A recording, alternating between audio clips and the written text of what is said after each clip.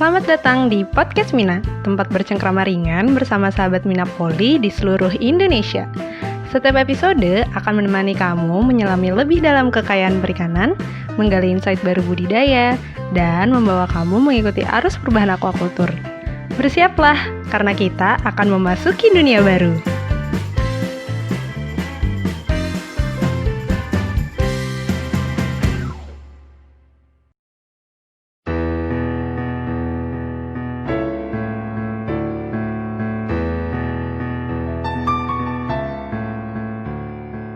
Halo sahabat Mina Poli, saya Larasati sebagai host Podcast Mina. Udang merupakan salah satu komoditas primadona nih di aquaculture. Produksinya yang tinggi dan juga sebagai komoditas ekspor membuat pembudidaya nih terus berusaha untuk meningkatkan produksi dari udang mereka. Pada tahun 2024, Indonesia ini memiliki target nih untuk meningkatkan produksi khususnya udang faname mencapai 250%. Nah, angka yang cukup tinggi ini pastinya terus diusahakan oleh para pembudidaya dengan perluasan lahan budidaya yang disertai dengan perbaikan sistem manajemen produksi udang itu sendiri. Nah, tentu saja berbagai inovasi dalam budidaya udang ini juga terus dikembangkan. Mulai dari kualitas udangnya, kualitas pakan, air yang digunakan, dan juga pastinya pengembangan dari sistem produksi secara keseluruhannya. Oleh karena itu, saat ini kita sudah bersama dengan salah satu founder inovasi nih dalam budidaya udang yang disebut Fiton atau bisa disebut juga dengan budidaya udang faname secara intensif menggunakan bak beton dan juga merupakan wakil ketua masyarakat aquaculture Indonesia serta direktur dari World Aquaculture Society cabang Asia Pasifik. Please welcome Dr. Romi Nofriadi. Selamat datang Pak Romi. Terima kasih Mbak Laras, terima kasih semuanya Mina Poli. Baik, gimana kabarnya nih Pak hari ini? Sehat Pak? Alhamdulillah sehat. Alhamdulillah sehat. Saya juga mau menyapa nih sahabat-sahabat aquaculture dan sahabat Mina Poli dimanapun berada, mudah-mudahan selalu berada dalam kondisi sehat, tetap sehat walaupun di masa pandemik saat ini. Oke, nah saat ini kita tidak berada di satu daerah yang sama nih ya Pak ya. Saya di Depok, kalau Pak Romi ini sekarang di mana nih Pak?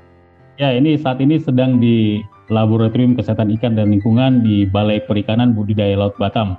Jadi Batam ini merupakan salah satu kota madya di Provinsi Kepulauan Riau. Oke, baik Pak. Semoga di sana juga semuanya dalam keadaan sehat ya Pak ya. Juga udang-udangnya juga sehat semua ya Pak ya. Amin, amin, amin. Itu yang kita harapkan. Oke, baik Pak Romi. Jadi sebetulnya saya nih agak bingung nih ya, mau memperkenalkan Pak Romi ini sebagai apa nih di Sahabat Mina Poli. Karena Pak Romi ini memiliki peran yang cukup besar dan juga di berbagai organisasi dan juga di berbagai institusi gitu ya, yang pastinya bergerak di bidang budidaya gitu, di bidang aquaculture, khususnya udang. Oleh karena itu sebetulnya ini suatu kehormatan buat saya pribadi dan tim Mina Poli pastinya karena bisa mengundang Pak Romi ke sini hari ini ya Pak ya. Terima kasih banyak sekali lagi karena mau meluangkan waktunya rekaman podcast Mina bersama kami semua. Sama-sama, terima kasih juga Mina Poli. Oke, jadi yang seperti saya tadi juga sudah perkenalkan ya, selain Pak Romi ini sebagai wakil ketua dan di MAI dan juga sebagai direktur di World Aquaculture Society, Pak Romi ini juga berkontribusi sebagai perekayasa di Balai Perikanan Budidaya Laut Batam dan staf senior di DJPB KKP. Nah, saya pengen tahu nih Pak Romi, sebelum bisa dibilang mencapai seluruh posisi penting itu gitu ya Pak ya, dulunya nih Pak Romi bisa tertarik sama aquaculture itu tuh karena apa sih Pak? Kayak gimana ceritanya? Ini ceritanya cukup menarik karena awal mula saya tertarik dengan dunia aquaculture ini ketika saya mulai membantu ibu saya untuk melakukan produksi ikan nila di Danau Maninjau. Mungkin sahabat-sahabat Mina Poli tahu Danau Maninjau itu merupakan salah satu danau di Sumatera Barat. Nah, waktu itu saya perhatikan bahwa sistem produksi yang dilakukan oleh masyarakat setempat itu masih bersifat tradisional, di mana sistem perbenihan dilakukan di petakan sawah tanpa ada inputan-inputan teknologi yang memadai. Nah, sejak itu saya mulai berkeinginan untuk mendalami sistem produksi budidaya ikan yang lebih efektif, efisien, dan sustainable. Oke, waktu itu tuh tahun berapa tuh Pak kira-kira? Saat itu saya mulai suka itu di tahun 1996, ketika saya mulai masuk ke bangku sekolah SMA. Jadi mulai melihara ikan sejak tamat SMP di Danau Maninjau, Laras. Oke, jadi berarti dari situ mempengaruhi ke pendidikan yang selanjutnya Pak Romi ambil ya? Benar. Oke, jadi kan S1-nya ngambil perikanan, kemudian S2-nya ini, S2 sama S3-nya langsung ke luar negeri ya Pak ya? S2-nya ini di Ghent University di Belgium, dan S3-nya di Auburn University, Alabama, USA. Nah, tapi S1-nya bukan di perikanan, Laras. Saya justru di biokimia, karena waktu itu di Medan kita belum ada jurusan perikanan ya. Tapi memang ketertarikan saya di bidang perikanan sangat tinggi. Jadi waktu itu saya ngambil biokimia karena saya ingin mempelajari bagaimana sebenarnya siklus di Danau Maninjau itu, siklus kimia di danau, dan juga siklus-siklus apa yang bisa mempengaruhi pertumbuhan ikan. Nah, itu yang saya pelajari di semasa S1, Laras. Oh begitu, oke Pak. Nah, kemudian saya mau nanya nih Pak, setelah pulang dari luar negeri gitu ya, dari yang pastinya di sana juga perikanannya juga sudah sangat maju gitu Pak. Kemudian mimpi apa sih Pak yang ingin Bapak wujudkan gitu ketika kembali ke Indonesia? Kayaknya kalau balik ke Indonesia saya mau melakukan ini nih di aquaculture. Ya, jadi saya tuh sebenarnya memimpikan Indonesia itu sebagai negara yang unggul dalam hal pengembangan teknologi dan produksi di sektor perikanan budidaya. Nah, ketika saya menempuh pendidikan di Ghent University, Belgia, dan Auburn University di Alabama, Amerika Serikat, artinya saya sudah memulai melakukan pengamatan di dua benua, di Eropa dan di Amerika sekaligus. Saya melihat bahwa untuk sistem produksi kita sebenarnya tidak tertinggal terlalu jauh. Hanya untuk pengembangan teknologi, hasrat untuk melakukan inovasi dan perbaikan terus-menerus ini yang harus terus kita tingkatkan. Di Batam sendiri saat ini saya sedang mengembangkan automatic feeding system dengan menggunakan sistem akustik yang dapat merecognize suara udang ketika lapar, Laras. Dan juga dengan teman-teman Singapura saat ini kita juga sedang menyempurnakan sistem monitoring kualitas air dengan menggunakan prinsip-prinsip Internet of Things. Sehingga data yang dihasilkan itu lebih dapat diandalkan dan kita dapat memperoleh data secara real time dan tercatat di aplikasi yang kita kembangkan. Oke, itu baru sih saya dengar Pak yang auto feeder dengan mendengarkan suara udang itu. Benar. Sesuatu yang saya baru banget dengar nih. Semoga itu juga mungkin belum tahu ya kalau misalnya udang itu ketika dia lapar itu suara minimum yang dihasilkan itu sekitar 17 desibel. Oke, itu berarti udah bisa kedetek ya? Maksimum yang dihasilkan itu sekitar 37 desibel. Jadi kedetek. Jadi sebenarnya ketika dia lapar maksimum dengan resonansi suara ketika 37 desibel, kita bisa menentukan dan mentransformasikan berapa jumlah pakan yang kita berikan ke kolam. Nah ini menarik, Laras. Ini bisa jadi unggulan bagi Indonesia nantinya kalau memang kita ingin meningkatkan produksi budidaya udang faname ini hingga 250% di tahun 2024. Baik, menarik sekali nih Pak Romi. Oke, selanjutnya kan Pak Romi ini sekarang sangat, bisa dibilang sangat fokus dengan udang gitu ya Pak. Nah dulunya apakah memang udah kecantolnya sama udang, jadi memang selama bisa dibilang belasan tahun itu selalu konsisten di bidang udang aja, atau sebetulnya sebelumnya pernah juga coba budidaya di komoditas yang lain ya Pak? Ya, seperti yang sudah saya ceritakan di awal, saya mulai suka dengan aquaculture ini dimulai dari produksi ikan nila, air tawar ya, Laras di Danau Maninjau.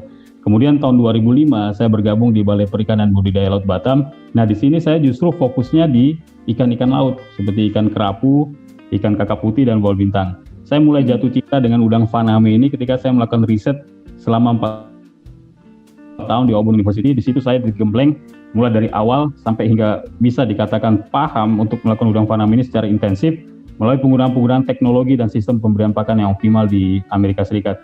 Jadi waktu itu saya melakukan integrasi produksi mulai dari Alabama, Mississippi, Florida dan juga Hawaii untuk induknya, dan di situ saya mempelajari bagaimana produksi udang ini sebenarnya bisa dilakukan secara efisien. Nah di situ saya mulai fokus di udang faname, Laras. Oke.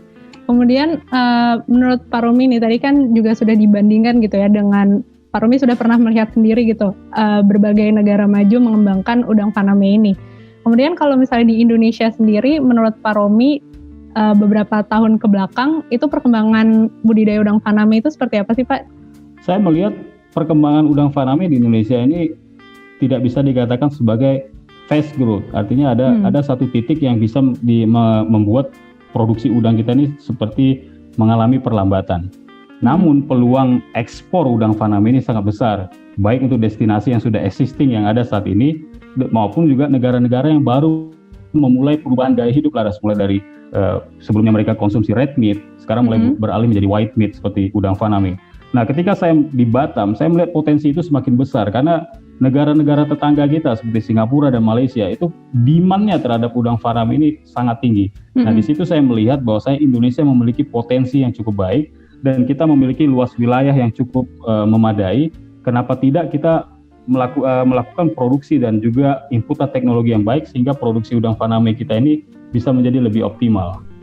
Oke, berarti salah satu step yang dilakukan untuk memanfaatkan potensi itu adalah dengan menghasilkan inovasi-inovasi, begitu ya Pak Romi ya? Benar Laras. Nah, salah satu yang sudah Pak Romi buat ini kan adalah Fiton atau budidaya udang faname secara intensif menggunakan bak beton. Nah, saya ingin tanya nih Pak, kenapa bak beton yang digunakan sebagai wadah budidayanya? Nah, sebenarnya perkembangan inovasi produksi udang di Indonesia ini sudah cukup baik dan bisa dikatakan sebagai rujukan dunia internasional, Laras. Tapi kenapa saya menggunakan bak Fiton? Karena ini memang saya ingin memperkenalkan salah satu alternatif terbaik untuk produksi udang faname tanpa kita membuat degradasi kualitas lingkungan yang lebih tinggi. Nah, di sini kan sekarang Laras mungkin tahu, sekarang urban farming ini sekarang menjadi trendsetter. Iya, betul. Nah, Fiton ini itu bisa dikembangkan di wilayah pemukiman dengan akses ke airnya, baik payau dengan laut yang lebih mudah, dan ini dapat kita aplikasikan Laras. Bahkan kalau Laras tahu di Singapura sendiri, tahun 2030, mereka mengkampanyekan bahwasanya 30% seafood production itu berasal dari lokal. Nah, mereka memanfaatkan urban farming ini sebagai supply seafood. Nah, kalau kita tidak mengambil langkah-langkah yang terbaik, kita bisa menjadi ketinggalan Laras. Kalau misalnya kita terus mengandalkan Singapura sebagai market kita untuk seafood, sementara mereka sudah mulai berkreasi dan mulai menciptakan kampanye bahwasanya mereka tidak mau 90%. Saat ini kan 90%, lebih bahkan 90% seafood itu berasal dari Indonesia atau dari negara-negara lain. Nah, mereka sekarang mengkampanyekan 30% harus berasal dari Singapura. Nah, kalau kita tidak mengantisipasi ini, kita memperluas produksi dan juga kita coba melakukan inovasi bahkan lebih awal dari Singapura dengan mengembangkan urban farming ini, nah kita bisa menjadi lebih ketinggalan. Nah, Fiton ini dapat dijadikan sebagai alternatif terbaik. Bagaimana masyarakat perkotaan juga mampu memproduksi seafood mereka sendiri dan juga untuk nasional sendiri kebutuhan udang kita menjadi dapat dipenuhi. Oke. Kemudian menurut Pak Romi sendiri untuk urban farming di Indonesia ini apakah sudah mulai meningkat? Apalagi saya lihat sih karena COVID ini ya, jadi kayaknya makin tren gitu orang-orang budidaya tanaman atau mungkin ikan seperti itu. Benar, bahkan ada yang budidaya ikan dalam ember. Betul. Atau aquaponics dan juga ada yang sifatnya ya memanfaatkan IMTA, integrated multitrophic, jadi mengembangkan sayur-sayuran dengan memanfaatkan limbah perikanan. Ini sudah cukup baik Laras, cuman tidak dilakukan secara terkonsep yang betul-betul tujuannya bagaimana. Dan selama ini urban farming di Indonesia hanya bersifat ya seperti yang Laras bilang, mungkin karena masa pandemik, ini mungkin masalah hobi ya. Iya, betul. Tapi kalau untuk komersilnya sendiri ini kita masih belum fokus bagaimana kita mengembangkan urban farming ini sebagai salah satu penopang dan untuk memproduksi, untuk meningkatkan hasil produksi aquaculture kita. Baik, berarti ini Fiton salah satu langkah untuk menuju ke sana nih ya. Salah satu alternatif terbaik Laras. Oke. Nah, kemudian kan Fiton ini juga kan dikampanyekan membudidayakan udang faname dengan secara intensif. Secara intensif kan berarti kepadatannya tinggi ya Pak ya. Nah, seberapa tinggi sih Pak kepadatan yang bisa ditampung lah istilahnya oleh sistem ini? Kita pernah melakukan produksi dengan kepadatan atau density mulai dari 300 pos larva per square meter hingga 600 pos larva per square meter. Tapi pada tebar yang tinggi tentu kan berpengaruh terhadap carrying capacity kolam Laras ya. Nah, yang kita lakukan adalah density tinggi seperti 600 PL bisa kita lakukan, namun kita harus melakukan penyesuaian tertentu seperti level oksigen terlarut itu dapat kita tingkatkan, kualitas air media pemeliharaan harus kita tingkatkan, penggunaan pakan dengan nutrisi yang sesuai yang mencukupi kebutuhan spesifik nutrisi dari udang faname itu harus kita sediakan, dan juga kepada penguraian limbah organik dan anorganik melalui sistem aplikasi fermentasi dan penggunaan enzim yang sudah kita kembangkan dan mungkin dapat diaplikasikan oleh masyarakat yang ingin menggunakan bak Fiton ini. Nah, semua ini bertujuan agar carrying capacity lingkungan media pemeliharaan itu tetap dalam kondisi optimal sehingga density yang kita gunakan hingga 600 PL itu dapat kita gunakan Laras. Oke. Kemudian nih Pak, saya sudah baca nih salah satu, kalau nggak salah sih itu Pak Romin ya yang nulis artikelnya di salah satu website menyatakan bahwa Fiton ini tuh menggunakan teknologi nursery. Nah, Benar. Nah, keistimewaan sistem ini tuh sebetulnya apa sih Pak? Atau boleh dijelaskan dulu teknologi nursery itu sebetulnya konsepnya seperti apa? Nah, konsep nursery sendiri, Laras, itu kita kembangkan dan kita komplementkan dengan Fiton ini karena nursery ini dapat memastikan bahwa benur yang kita gunakan ini mendapatkan asupan nutrisi yang sesuai. Karena seperti yang kita ketahui bahwasanya kalau kita langsung menebar, umumnya di Indonesia PL8 itu langsung ditebar di kolam produksi. Terkadang kita dengan menggunakan blind feeding, kita tidak mengetahui apakah semua benur yang kita tebar di kolam produksi itu mendapatkan akses pakan yang sama. Nah, dengan menggunakan teknologi nursery, kita ingin memastikan bahwasanya setiap benur yang kita gunakan itu mendapatkan akses nutrisi dan bahkan kita bisa mengkontrol nutrisi yang baik di fase-fase awal mereka tumbuh dan berkembang.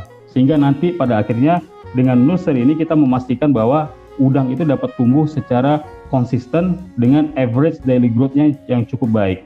Nah, juga dengan nursery kita menerapkan sistem biosecurity yang ketat sehingga kita harapkan nanti udang-udang yang kita tebar di bak pembesaran itu sudah terbebas dari paparan mikroorganisme patogen. Nah, ini yang salah satu keunggulan yang didapatkan dari sistem nursery ketika kita melakukan produksi di bak Fiton. Oke. Kemudian Pak Romi, kan kalau nggak salah nih sistem nursery ini itu bisa mempersingkat waktu pemeliharaan ya dan meningkatkan kelulus hidupan udang. Nah, bagaimana sih cara kerjanya gitu untuk lebih spesifiknya lagi? Jadi spesifiknya kalau untuk nursery sendiri kita density itu harus kita perhatikan, Laras. Jadi kita tidak bisa menebar udang di bak nursery itu melebihi carrying capacity kolom produksi. Nah, di situ kita tidak ingin ada efek terhadap phenotypic udang yang artinya nanti terjadinya supresi pertumbuhan sehingga pertumbuhan udang menjadi tidak baik. Nah, di situ tahap-tahapannya kita menentukan berapa sebenarnya carrying capacity kolom produksi. Nah, dari carrying capacity itu kita tentukan berapa density. Nah, dari density yang sudah kita tentukan juga bagaimana upaya-upaya kita mempertahankan kualitas air dan bagaimana kita melakukan manajemen pakan yang optimal. Jadi di situ kita integrasikan semua dalam konsep biosecurity. Nah, di situ pada akhirnya kita akan mendapatkan benur-benur yang siap untuk ditebar di pembesaran dengan tingkat survival rate yang lebih baik. Oke. Kemudian saya juga baca nih Pak Romi bilang kalau misalnya untuk mempertahankan kelulus hidupan udang yang tinggi itu perlu melakukan minimalisasi handling. Nah, itu sebetulnya seperti apa sih Pak minimalisasi handling itu sendiri? Ya, minimalisasi handling itu artinya kita jangan sampai membuat benur ini stres, Laras, ketika kita transfer dari bak nursery ke bak pembesaran. Nah, kunci dari mengurangi stres ini, bak nursery itu harus diperhatikan lokasinya. Jadi lokasi nursery ini sebaiknya harus berada dekat dengan kolam pembesaran. Jadi ketika proses transportasi dari nursery ke bak pembesaran itu tidak menyebabkan stres pada udang. Dan juga proses transfernya juga harus kita perhatikan, bahwasanya kita perhatikan bak yang kita gunakan dan juga kondisi oksigen terlarut yang kita sediakan pada saat kita transfer udang-udang tersebut dari bak nursery ke bak pembesaran. Oke. Kemudian selain penggunaan bak beton nih Pak dan juga mungkin pemeliharaan secara intensif gitu, teknologi apa lagi sih Pak yang sudah diaplikasikan di Fiton ini untuk menunjang pertumbuhan udang? Jadi inputan teknologi yang kita kembangkan itu pada akhirnya itu bertujuan untuk meningkatkan carrying capacity, Laras. Jadi seperti penggunaan microbubble diffuser. Kita menggunakan microbubble diffuser di sini dan juga injektor venturi yang selama ini kita amati bahwasanya kondisi level oksigen terlarut kita selalu berada dalam kondisi optimum dengan penggunaan teknologi-teknologi diffuser dan venturi ini. Kemudian kita juga melakukan teknologi fermentasi pakan. Artinya kita ingin membreakdown makromolekul menjadi mikromolekul. Karena bak beton ini kan sangat berbeda dengan bak tanah, Laras. Kalau bak tanah dia punya natural productivity yang bisa membreakdown ini. Sementara untuk di bak beton kita yang harus melakukan intervensi tersebut. Jadi fermentasi ini menjadi hal yang penting, menjadi salah satu komponen produksi yang penting di Fiton. Bagaimana kita membreakdown makromolekul ini menjadi mikromolekul sehingga lebih mudah digunakan dan diabsorb oleh udang itu menjadi untuk menunjang pertumbuhan mereka. Dan juga di inputan teknologi yang kita gunakan juga ada menggunakan aplikasi enzim. Jadi enzim ini juga mendegradasi molekul-molekul tadi, partikel-partikel organik, sehingga dapat menjadi substrat bagi probiotik yang kita gunakan. Selama ini terjadi kesalahpahaman, misunderstanding di antara pembudidaya bahwa dengan menebar probiotik itu sudah cukup Tapi ketika kita tidak menyediakan substrat makanan bagi probiotik tersebut, bakteri ini juga tidak akan mampu berkompetisi dengan bakteri negatif yang harusnya itu dapat kita tekan pertumbuhannya. Jadi enzim ini dapat menjadi salah satu komponen juga untuk breakdown tadi partikel organik dan anorganik menjadi substrat yang dapat digunakan secara langsung oleh bakteri probiotik. Nah, di satu sisi juga substrat ini dapat dimanfaatkan oleh udang juga, karena kita tahu udang ini pemakan segalanya, bahkan alga juga mereka makan, dan ini menjadi salah satu strategi untuk menekan FCR kita supaya tidak terlalu tinggi. Baik. Kemudian pastinya juga Fiton ini tadi seperti yang Pak Romi bilang menggunakan teknologi berbasis IoT gitu, khususnya untuk pengumpulan data terkait kualitas air. Nah, Benar. Menurut Pak Romi ini seberapa berdampaknya sih Pak penggunaan alat ukur otomatis ini ketika di dalam aktivitas budidaya udang faname? Saya merasakan manfaatnya cukup signifikan ya Laras ya, karena IoT ini menjadikan kita menjadi lebih smart dalam mengambil keputusan. Saya pernah punya pengalaman dengan IoT ini ketika saya bingung mengambil keputusan kenapa udang tersebut saya lihat cangkang dan juga tingkat kematiannya menjadi lebih tinggi dari hari ke hari. Jadi ketika kita ingin mengambil keputusan apakah ini panen atau tidak panen, kemudian saya lihat data saya track data di Internet of Things ini, saya melihat memang data pH dan oksigen terlarutnya terus menurun di beberapa hari terakhir, bahkan beberapa minggu terakhir. Nah, itu yang menyebabkan adanya komplikasi di kolam produksi. Nah, di situ saya memutuskan panen. Nah, tanpa IoT mungkin data-data saya mungkin berantakan, tapi dengan IoT saya bisa mengambil keputusan berdasarkan data real time yang saya peroleh, kemudian saya mengambil keputusan yang tepat pada saat itu. Karena waktu itu saya melihat kalau misalnya saya terlambat mengambil keputusan, saya tidak mendapatkan apa-apa Laras. Namun dengan IoT ini, saya bisa panen itu udang, dan bahkan saya tidak mengalami kerugian pada saat itu dengan data-data IoT ini. Berarti bisa lebih cepat dalam pengambilan lebih keputusan cepat dan lebih ya Pak? Smart Laras dalam keputusan. Kita ada data-data yang dapat kita andalkan. Baik Pak. Kemudian tantangan selama membudidayakan menggunakan sistem Fiton ini tuh apa aja sih Pak? Tantangan ya Laras ya. Sama ini saya belum pernah menemui hambatan berarti sih Laras. Artinya tantangan utama memang ada, lebih bersifat kepada kelistrikan ya. Tapi selama kita fokus pada persiapan, jadi kita persiapkan bahwasanya listrik yang kita gunakan dan juga backup yang kita sediakan dengan mesin generator yang kita siapkan itu mungkin bisa meminimalisasi tingkat hambatan-hambatan tersebut. Baik. Kemudian untuk presentase produksinya sendiri nih Pak, setelah menggunakan Fiton ini tuh secara hitungan kasar itu bisa meningkat sampai berapa persen sih Pak dibanding kalau misalnya kita budidaya biasa aja gitu? Ya, kalau kita lakukan dengan baik, dari hitung-hitungan ekonomi, karena saya juga pernah melakukan produksi udang di Kabupaten Lingga rasanya dengan menggunakan bak tanah tanpa HDPE dan juga dengan menggunakan kolam produksi dengan lapisan plastik HDPE, saya melihat ada perkembangan produksi 10-20% Laras. Oke. Ya, ini cukup signifikan lah, cukup baik untuk udang faname. Baik, kemudian menurut Pak Romi sendiri apakah Fiton ini tuh sudah applicable sih Pak atau sudah bisa diterapkan ke masyarakat luas? Sudah, jadi kita sudah siapkan bahkan SOP-nya itu sudah kita publikasikan di beberapa majalah, di majalah aquaculture dan juga majalah-majalah internal.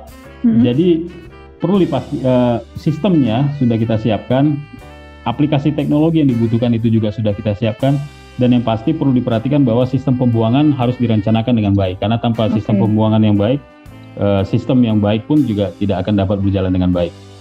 Baik.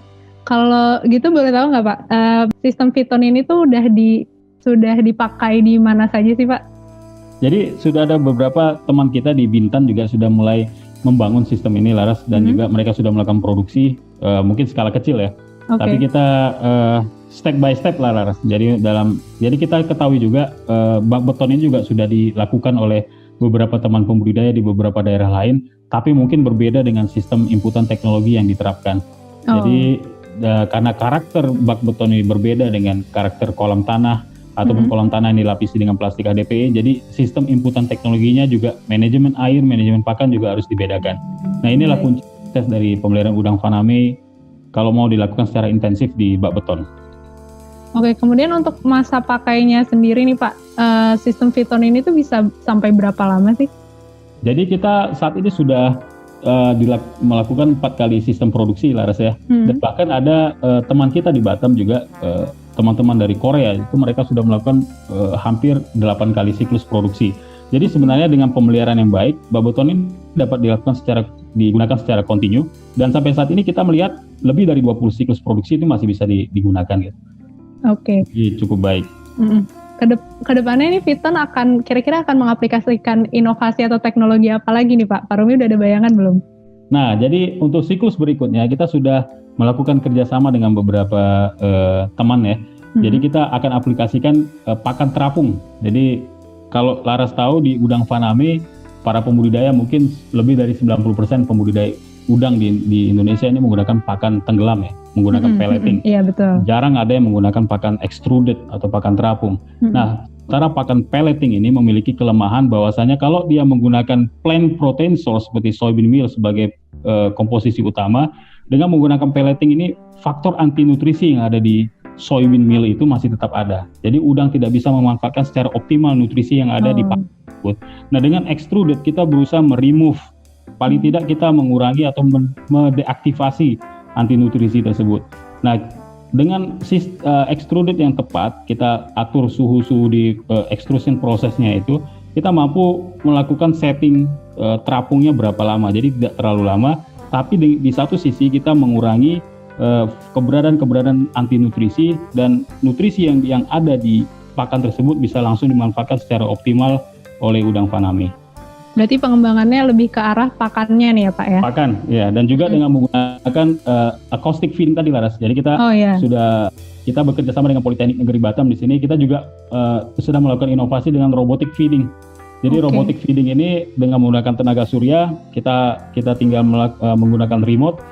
Pakan tersebut disebar ke seluruh bak beton dengan menggunakan sistem project pilot lah. Karena kita tahu udang tersebut lebih banyak berada di pinggir, karena walaupun udang tersebut tidak memiliki penglihatan yang baik, namun instingnya itu tajam.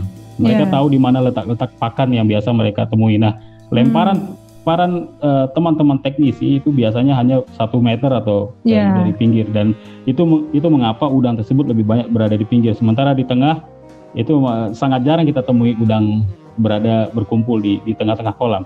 Nah, kita ingin melatih mereka Laras dari kecil, bagaimana mereka memenuhi semua badan air tersebut, sehingga sebenarnya carrying capacity kolam produksi ini masih bisa kita tingkatkan. Iya, betul. Kalau mereka menempati badan kolam air ini secara merata. Nah, itu hipotesis yang coba kita gunakan untuk mengembangkan robotic feeding di bak beton. Oke, menarik sekali ya Pak Romi untuk inovasi ke depannya. Nah, kemudian nih Pak, ini saya sebetulnya baru pertama sih nemu ada yang punya channel YouTube gitu ya, seperti tadi saya udah mention sebelumnya. Dan di sini menurut saya justru orang-orang harusnya nge-subscribe-nya yang kayak gini-gini nih channelnya Pak Romi ya. Bisa di-search mungkin buat sahabat Minapoli yang belum tahu. Itu namanya Dr. Romi Novriadi ya Pak, nama channelnya. Iya, betul Laras. Ya, dan di dalamnya itu saya melihatnya juga sangat menarik gitu ya, karena di sana konten-kontennya itu tentang Viton ini ada, tentang pakan juga ada, dan juga tampilan videonya ini juga menarik gitu ya. Jadi bukan cuma asal direkam aja, tapi dengan proses editing yang menurut saya itu keren banget. Nah, Pak Romi, saya ingin nanya nih, apakah dengan menggunakan YouTube ini sebetulnya Pak Romi berekspektasi untuk bisa mencapai masyarakat atau khususnya mungkin anak muda gitu, lebih mudah gitu?